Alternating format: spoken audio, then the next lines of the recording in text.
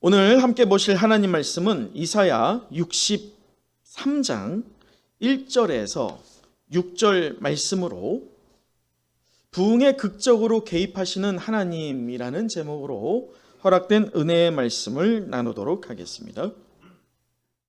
여러분, 우리는 지난주를 시작해서 이 4주 동안 이사야서 62장을 시작해서요 64장을 보게 될 예정입니다. 그런데 우리가 먼저 말씀을 접하기 전에 우리 마음의 문을 여는 결단으로 하나님께 나아갔으면 좋겠어요. 왜냐하면 우리가 9월의 첫날이잖아요. 그래서 새로운 힘을 하나님께 의지하면서 이 앞에서 보면 여러분의 얼굴 표정이 해와 같이 빛납니다. 아멘. 네, 그렇기 때문에 여러분이 좀 마음을 열고 하나님의 말씀을 아멘, 그 말씀을 내가 받아들입니다, 믿습니다, 동의합니다 라는 반응으로 나아가길 원할 때 이 시간 저를 따라해 보세요. 가슴에 손을 얹으시고요, 우리 한번 이렇게 고백해 봅니다. 하나님, 나의 마음의 문을 열어주시옵소서. 하나님, 말씀의 비밀을 깨닫게 하여 주시옵소서. 아멘. 하나님께서 우리의 기도의 응답을 허락하실 줄 믿습니다. 우리의 마음의 문이 열리고 또 마음의 문이 열림을 통해서 우리의 영안이 열리고 하나님의 말씀의 비밀을 우리가 바로이 접하고 깨닫기를 간절히 소망합니다. 여러분, 우리 지난주 말씀 이사야 62장을 살펴봤었습니다. 이 이사야는 시온과 예루살렘의 이전의 이 찬란한 모습이 현재는 어떻게 됐어요? 황폐해졌고 회파됐어요. 그렇게 번영하고 하나님께 영광 드렸던 모습은 온데간데 찾을 수가 없는 상태가 되어버렸습니다. 그러한 시온과 예루살렘을 바라보면서 통회하는 심정으로 하나님께 엎드려지고 있는 이 이사야예요. 그 이사야는 우리가 1절에서 보았던 62장 1절에서 보았던 것처럼 잠잠하지 않겠고 쉬지 않겠다 라고 결단하면서 하나님 나라 곧 이 시온과 예루살렘이 누구의 말씀대로? 하나님의 말씀대로 지금 분명히 현실은 눈에 보이는 현실은 아무런 변화가 없지만 하나님이 이것을 어떻게 하시겠다고 했어요? 회복하겠다라고 하는 이 말씀, 그 약속을 믿음의 눈으로 붙잡고 내가 잠잠하지 않고 쉬지 않고 기도하고 이것을 선언한다라고 말하였던 이사야를 살펴봤습니다. 그러면서 이 성벽 위에 있었던 그 파수꾼, 소극적인 면과 적극적인 면을 통해서 하나님께서 어떻게 임하실런지 기대하는 마음으로 우리도 한 주를 살아보자라고 하였던 우리 지난주였습니다. 그렇게 하나님의 능력을 눈으로 뿐만 아니라 영안으로 바라보고 친히 체험하고 돌아온 우리 은성의 영가족 되었을 줄 믿습니다. 아멘. 자, 그러면 오늘 본문을 우리 한번 보도록 하죠. 오늘 본문을 보면 이사야가 분명히 62장에서는요 현실이 지금 어때요? 절망적이에요. 그런데 이 현실이 이토록 절망적이니 야 이제 우리 포기하자 이랬어요? 아니었어요. 잠잠하지 말고 쉬지 말자, 포기하지 말자, 오히려 더 기도하자라고 독려하고 권면하였던 이사야예요. 근데 문제는요, 이사야가 이렇게 권면하고 독려할 때 현실은 변화가 없다는 게 문제죠. 현실은 여전히 그대로였어요. 여러분, 우리는 어때요? 지금 코로나가 처음 왔을 때 대수롭지 않게 이거 몇 달 있으면 나아지겠지라고 했지만 지금 어떻게 되고 있어요? 3년째에 접어들고 있어요. 그러면서 점점 우리가 어떻게 돼가고 있어요? 지쳐갑니다. 이게 언제 끝날 수 있을지 지쳐가다 못해 붙잡고 있던 신앙을 이제 어떻게 해버립니까? 놔버립니다. 그러한 일들이 한국 교회에서 일어나고 있죠. 자, 이사야도 어찌 보면 비슷한 과정이 있을지 몰라요. 외롭거든요. 왜냐하면 그가 계속 독려하고 권면하고 있지만 주위의 현실은, 환경은 점차 암울해져 가고 뒤로 퇴보해져 가고 오히려 예수 그리스도를 대적하는 그 사탄의 권세가 더 요동치고 있는 것으로 보여지고 있는 게 바로 저와 여러분이 접하고 있는 현실 아니겠어요?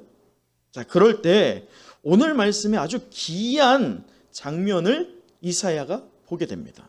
우리 1절 한번 같이 읽어보도록 하죠. 63장 1절 말씀이에요. 함께 읽겠습니다. 시작. 에돔에서 오는 이 누구며 붉은 옷을 입고 보스라에서 오는 이 누구냐?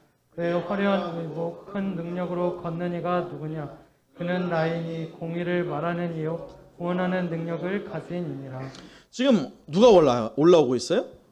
어떤 한 사람이 올라오고 있습니다. 1절을 자세히 보면 어디에서 올라와요? 에돔에서 올라와요. 어떤 옷을 입고 있습니까? 붉은 옷을 입고 있습니다. 그런데 붉은 옷을 입고 어디에서 올라와요? 보스라라고 하는 지역에서 올라오고 있습니다. 그런데 이렇게 붉은 옷이라고 했던 그 옷을 또 뭐라고 표현하고 있습니까? 화려한 의복이라고 말합니다. 그 화려한 의복, 큰 능력으로 걷고 있는, 곧 우리를 향해서, 이사야를 향해서 다가오고 있는 한 인물을 보게 되는 이사야입니다. 여러분, 분명히 앞서 62장까지만 해도 우리 이렇게 한번 해보자 라고 하고 있는 이때에 하나님께서 그 이사야에게 무언가 큰 응답을 주셔야 될 것 같은데 이상하게도 기이한 환상을 이사야가 보게 됩니다. 뭔가 연결고리가 끊어진 것 같아요. 62장과 63장 1절에서 6절 말이죠. 왜냐하면 63장 7절부터를 보세요. 우리 7절 보면 내가 여호와께서라고 하는 게요, 이게 62장과 연결됩니다. 다시 말해서 63장 1절에서 6절을 빼도 내용이 문제가 돼야 안 돼요? 안 돼요. 흐름상 전혀 문제가 안 돼요. 연결되거든요. 오히려 1절에서 6절이 뭔가 삽입된 것 같은 느낌을 줍니다. 굳이 왜 이것이 이 기이한 현상을 보게 된 일을 기입했을까라고 하는 것을 의구심을 갖고 찾게 됩니다. 근데 이 해답을 제가 말씀을 묵상하면서 찾다 보니까 가만히 제가 지금 치르고 있는 이 영적 전쟁을 되짚어 보게 됐습니다. 여러분 아시잖아요. 제가 담임 목사로 위임받은 게 언제인지 아세요? 2020년 2월 22일입니다. 제가 이렇게 똑바로 기억하는 것은 저희 둘째 온유의 생일입니다. 그래서 잊지 않죠. 2월 22일이거든요. 근데 그때 제가 위임식을 하느냐 마느냐를 굉장히 고민했어요. 여러분이 아시는지 모르지만 왜 그럴까요? 코로나가 그때 터져 버렸단 말이에요. 이 팬데믹으로 인해서 지금 몇 년째 접어들고 있어요? 3년째예요. 온라인을 통해서 어떻게라도 교회가 다시 한번 부흥되기를 소망했지만 현실은 어떻습니까? 점점 좋지 않아지고 있어요. 또 2022년 우리가 이제 포스트 코로나를 맞이하여서 이제 좀 뭐 좀 해보자 라고 하면서 무엇을 계획했습니까? 작은 도서관을 계획하고 있는데 지금 이것도 하나님께서 막으시는 건지 어쩐지 우리가 선명하게 알지 못하지만 진행이 되지 못하고 있어요. 왠지 아세요? 1층 가게가 지금 못 나가고 있어요. 그러다 보니까 이게 지금 미적미적합니다. 제가 이런 상황을 바라보면 뭔가 하려고 하는데 계속 어떻게 되고 있어요? 막히고 있어요. 뭔가 안 돼.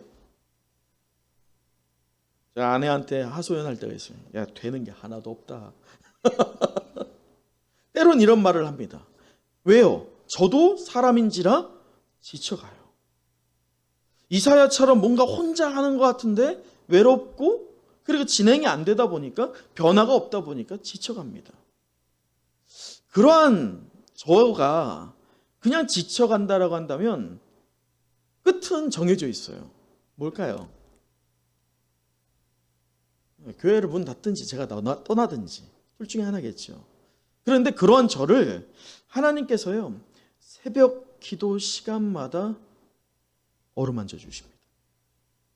새벽에 잠잠히 혼자 기도하고 있으면 하나님께서요 저를 위로해 주셔요. 격려해 주세요.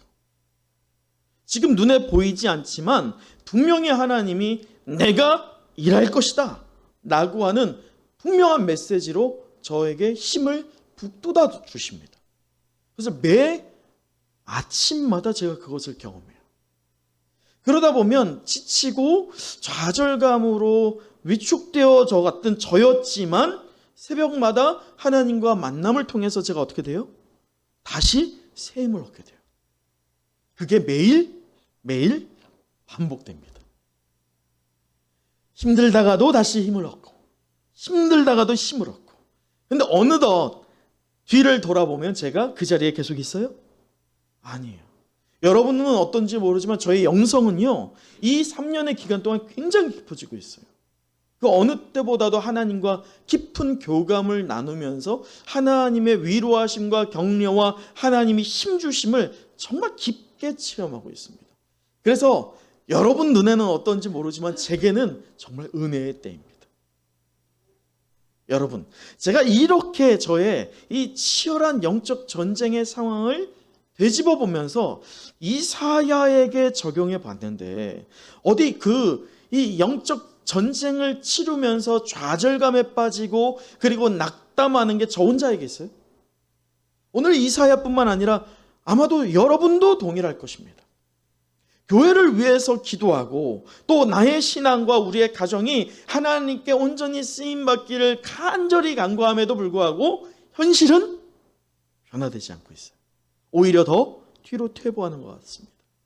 그래서 낙담 가운데 있는 우리에게 그냥 하나님이 너가 알아서 생존해라 라고 하지 않고 제게 새벽 기도 때마다 말씀하시면서 격려하시고 북돋아 주시고 위로하시는 하나님이 여러분에게도 동일하게 격려하시고 위로하시고 힘을 불어넣어 주시는 살아계신 우리의 아버지 되시는 하나님 되실 줄 믿습니다.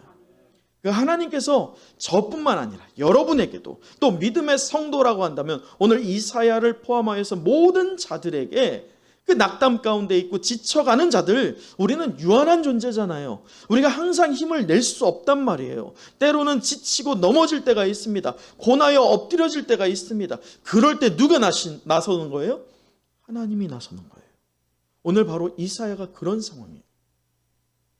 외치면서 잠잠하지 말자, 그리고 쉬지 말자라고 하고 있지만 현실이 전혀 반영되지 못하고 있는 그런 상황에 갑자기 기이한 어떤 존재가 이사야 앞에 등장합니다. 우리 다시 한번 1절의 말씀을 읽어보도록 하죠. 함께 읽겠습니다. 시작. 에돔에서 오는 이 누구며 붉은 옷을 입고 보스라에서 오는 이 누구냐? 그의 화려한 의복 큰 능력으로 걷는 이가 누구냐? 그는 나이니 공의를 말하는 이요 구원하는 능력을 가진 이니라. 은성의 영가족 여러분, 저는 오늘의 이 말씀을 통해서요, 이사야를 격려하시고 위로하시고 힘을 불어넣어 주시는 하나님께서 오늘 이 본문의 말씀을 통해 저와 여러분에게도 살아갈 담력과 지혜와 위로와 격려를 충만하게 부어주시는 영적인 놀라운 역사를 발견하는 오늘 이 시간 되길 간절히 소망합니다. 여러분 1절을 보세요. 1절을 보면 변하지 않는 이 절망적인 현실이 눈앞에 있고 지쳐가는 이사야예요. 이사야도 사람이잖아요. 그런데 이 이사야가 그 에돔, 그리고 에돔의 수도가 바로 보스라입니다. 보스라는 에돔의 수도예요. 이 보스라에서 올라오는 어떤 이상을 문득 보게 됩니다. 갑작스러운 이 등장, 어떤 이의 그 등장, 그야말로 기이한 모습이에요. 자, 잘 보세요. 우리 2절을 함께 제가 읽어드리면 이렇습니다. 어찌하여 내 의복이 어떻다고 합니까? 붉다라고 합니다. 의복이 붉어요. 그런데 이 붉은 게 무엇으로 붉냐? 어떻게 붉냐? 2절이 설명하는 것이 내 옷이 포도즙 틀을 밟은 자. 여러분, 포도주를 옛날 사람들은 어떻게 만들었어요? 발로 밟았어요. 발로 밟는다라고 할 때 우리가 생각해 보면 여러분 옛날에 발로 빨래하는 걸 생각하시면 돼요. 발로 밟으면서 빨래를 할 때 물이 어떻게 됩니까? 튀잖아요. 튈 때 그 옷이 어떻게 돼요? 젖죠. 근데 완전히 홀딱 젖어요? 아니죠. 어떻게 젖어요? 군데군데 젖잖아요. 그렇게 포도즙 틀을 밟을 때의 그 포도주의 그 튀는 물방울들로 옷이 적셔진 것처럼 옷이 붉어진 거예요. 그냥 새빨간 옷이 아니라 군데군데 얼룩덜룩 그렇게 빨간 색으로 덮여진 옷을 입고 있는 자입니다. 근데 1절에서 보면 그러한 옷을 입은 자가 우리가 봤을 때는 아유 왜 옷이 그래요 하고서는 그 포도주 어떻게 제거해야 돼요? 밥풀로 뭐 제거하든지 풀로 제거하든지 이렇게 해야 되는데 뭐 그렇게 생각을 할 것 같은데 오늘 1절에서 보면 그 포도주 틀에 튀겨버린 포도주가 묻은 그 붉은 옷을 향해서 어떤 옷이라고 말하고 있어요? 화려한 의복이라고 말하고 있어요. 자, 여러분 이것을 어떻게 봐야 될까를 보자면 여기에서 3절을 보면 친히 그 의복을 입은 자가 스스로를 설명합니다. 3절 만민 가운데 나와 함께한 자가 없이 내가 홀로 포도즙 틀을 밟았는데 내가 노함으로 말미암아 무리를 밟았고 분함으로 말미암아 어떻게 했어요? 짓밟았다. 그랬더니 어떻게 됐느냐? 그들의 무엇이? 선혈이 뭐예요? 피예요. 지금 붉은 옷을 입고 오는 자, 화려한 의복을 입고 오는 자의 그 의복에 묻어있는 그것이 무엇이라는 거예요? 피라는 거예요.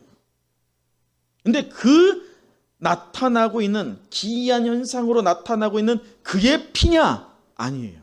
누구의 피예요? 다시 3절 중반을 보세요. 무리를 밟았고 분함으로 말미암아 짓밟았으므로 누구의 선혈이? 그들이 누구예요? 대적들, 원수들. 그들의 선혈이 지금 기이하게 나타나고 있는 이 한 사람의 옷에 묻었다는 거예요. 덮였다는 것입니다. 곧 지금 기이하게 나타나고 있는 이가 전쟁을 치르고 오고 있는 거예요. 전쟁을 치룰 때에 전쟁은 이미 끝났어요. 그 기이한 자가 치르고 있는 전쟁은. 근데 그 전쟁은 패배였어요? 승리예요? 완전한 승리.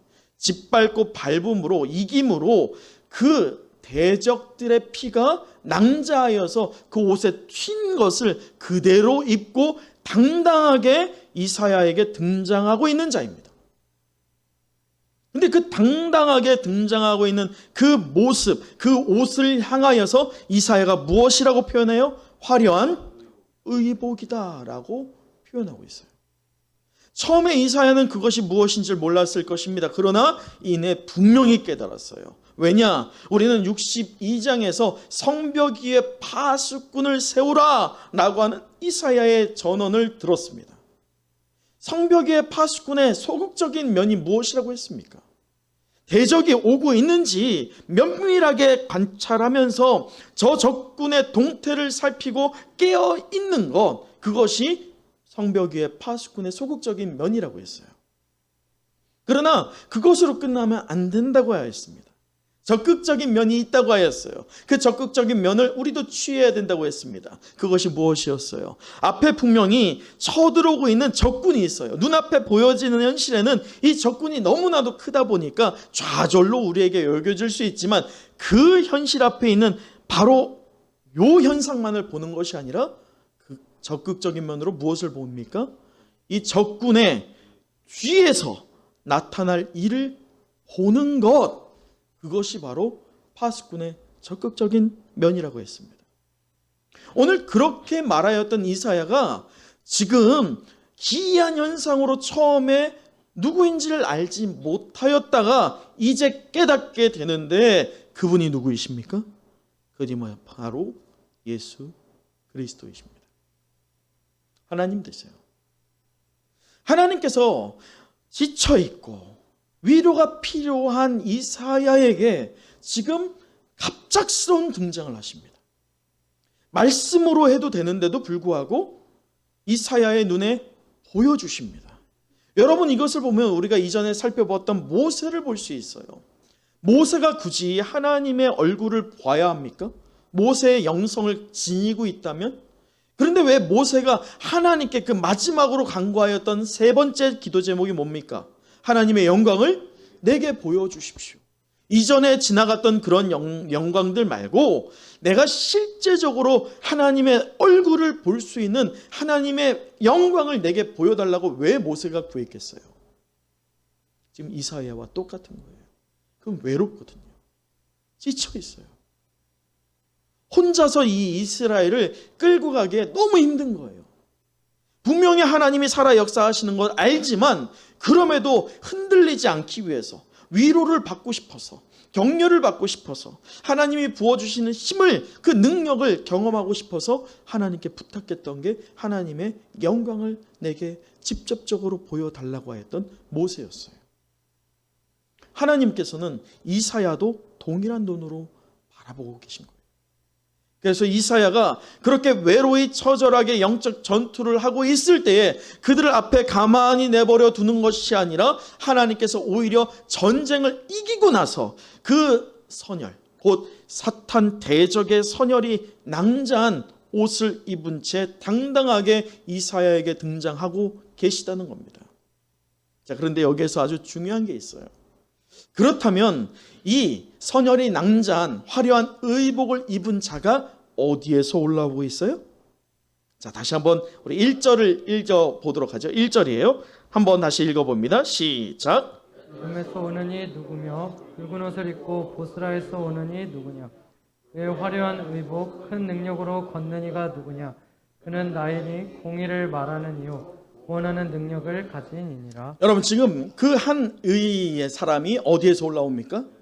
에돔이에요. 에돔이 누구입니까? 에돔은 에서의 족속을 말합니다. 에서가 누구예요? 야곱의 형입니다. 쌍둥이 형이지요. 그러나 그가 분명히 장자권이 있음에도 불구하고 그 장자권을 무엇과 바꿔버려요? 팥죽 100그릇? 한 그릇이요. 단 한 그릇. 아무것도 아닌 그 팥죽 한 그릇과 자신에게 부여된 하나님의 능력, 곧 장자권을 바꿔버립니다. 에서는 하나님의 영광과 하나님의 임재와 하나님의 통치를 무시했던 자였어요. 실제로요, 이 에서 족속이요, 에돔 족속이 나중에 어떻게 되느냐, 이 모세를 통해서 출애굽을 하잖아요. 그때 에돔 땅을 지나가면, 관통하면 가장 빠른 길입니다. 모세가 정중하게 부탁을 해요. 우리가 아무것도 너네 것을 만지지도 않을 테니까 길만 걸을 테니까 지나가게 해다오라고 할 때 에돔이 어떻게 합니까? 허락하지 않습니다. 그것만이 아니에요. 이 이스라엘이 이 바벨론으로 침략을 당할 때에 분명히 형제 국가거든요. 어떤 면에서 보면. 그런데 이 에돔은 누구 편에 설까요? 바벨론 편에 서요.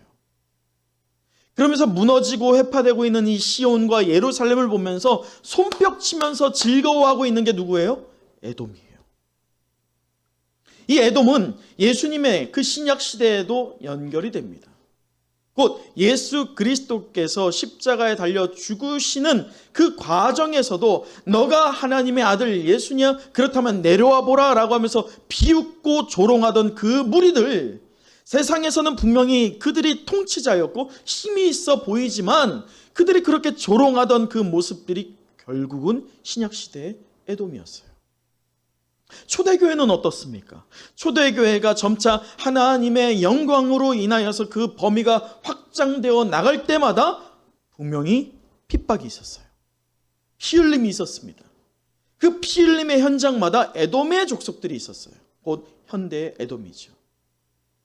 오늘 우리에게도 똑같습니다. 에돔은요, 처음에 생성된 이후부터 오늘 우리의 삶에, 우리의 신앙의 여정 가운데 어김없이 계속적으로 조금씩의 모양을 바꿨을 뿐이지 있었어요? 없었어요? 있어 왔어요. 지금 우리도 이 코로나 시대에 포스트 코로나를 준비하면서도 현대의 여러 다양한 모습으로 우리의 신앙을 노략질하고 흔들어대는 이 에돔, 우리를 보면서 지금 나약해지고 연약해질 대로 연약해진 우리를 보면서 조롱하면서 비웃고 있는 그 에돔과 싸우고 있는 것이 바로 오늘 은성의 영가족 되는 저와 여러분의 오늘의 이 모습 아니겠습니까? 지나온 교회의 역사를 살펴보면 예수 그리스도의 원수되는 에돔은 늘 존재해 왔다는 것을 우리는 기억하게 됩니다. 아니, 오히려 그들은 이 교회가 또 성도가 강할 때가 아니라 연약할 때 오히려 더 커 보였어요. 지금 그렇잖아요.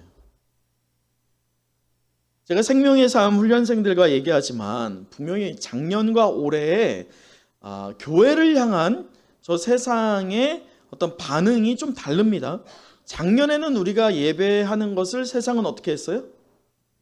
극도로 반대했어요. 자, 올해는 어떻습니까? 하든지 말든지.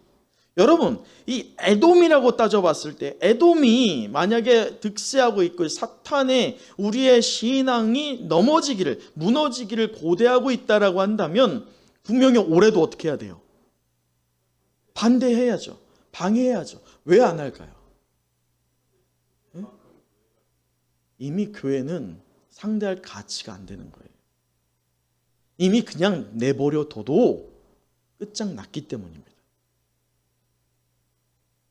그래서 에돔이 더 이상 우리를 상대 안 해주는 거예요. 그만큼 성도와 교회의 믿음의 상태는 저 밑바닥으로 추락할 대로 추락해진 상태인 것이죠. 그런데 갑자기 오늘 등장한 사람으로 말미암아 이사야가요, 완전히 상황이 뒤집어집니다. 또 오늘 이 본문의 말씀을 통해서 갑자기 등장하는 이를 통해서 오늘 저와 여러분의 현실의 삶도 완전히 뒤집어지게 될 줄 믿습니다. 여러분 잘 보세요. 에돔은 우월해 보였어요. 상대적으로 시온과 예루살렘은 회파되고 황폐해졌습니다. 유약하다 못해 초라해졌어요.